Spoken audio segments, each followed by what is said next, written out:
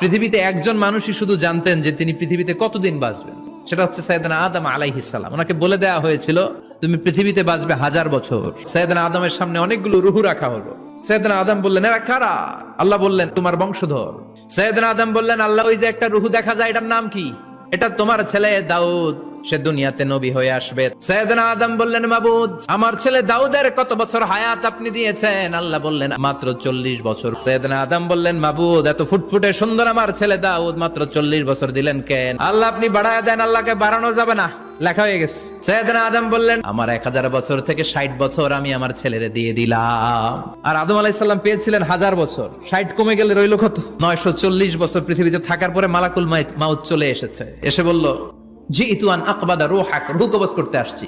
আদম আলাইহিস সালাম বললেন রূহ কবজ করতে আসছো মানে? আমি বাঁচবো তো 1000 বছর। মালাকুল মাউত বললেন না না, ওই যে আগের কথা স্মরণ করেন, আপনি 60 বছর দিয়ে দিয়েছিলেন। কয় না আমি দেই নাই।